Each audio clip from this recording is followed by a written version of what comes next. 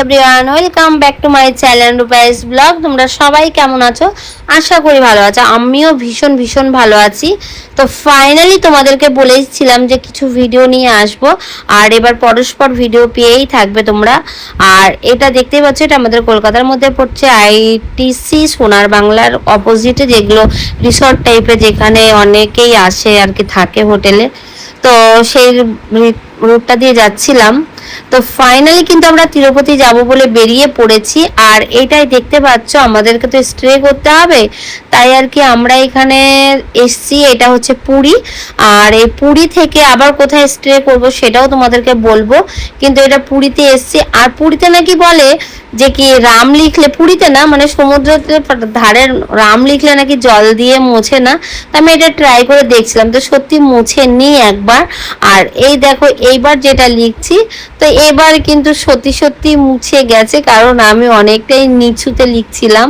আর এই দেখো এবার দেখবে জলটা ধুয়ে যাবে। আমি মাত্রা দিলাম না, জাস্ট লিখলাম, কারণ জলের ঢেউটা আসছিল, মুছে চলে গেল। ফার্স্ট টাইম মুছেছিল না। তো যাই হোক, এবার কিন্তু আমরা পুরী থেকে বেরিয়ে পড়েছি। আর এই দেখো দোতলা বাস, খুব মানে রেয়ার দেখা যায়, খুব কম। এখানে সেন্ট্রাল থেকে মোদি দিয়েছে এই বাসটা, মানে ছেড়েছেন উনি। তো বাসটা কিন্তু বেশ সুন্দর দেখতে, পুরো এসি বাস আছে, আর বেশ ভালোই লাগছে। ওর জন্য একবার ওভারটেক করে গেলাম, আর আরেকবার ভিডিওটা করার জন্য ব্যাক থেকে নিলাম। বাসটা বেশ সুন্দর ফেসিলিটি দিয়েছে না, খুব সুন্দর বাসটা আছে। আর ওই বাসটাতে ওয়াশরুমও আছে, মানে টয়লেটও আছে বাসটার ভেতরে। তো যাই হোক, তারপরে এবার চলে এসেছি হাইওয়ে রুটটা, এটা দেখতেই পাচ্ছ তোমরা। আর আমরা এই পুরী থেকে এবার যাব হচ্ছে বিজয়বাড়া।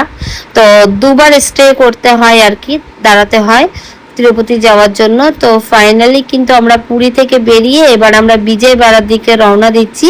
আর বিজয়বাড়া মায়ের মন্দিরে থাকার পজিশনটা হবে না, কারণ আমাদের অফ টাইম আমরা বেরিয়েছিলাম, তার জন্য আমরা আবার ভোর ভোর বেলায় আবার রওনা দিয়ে দিলাম।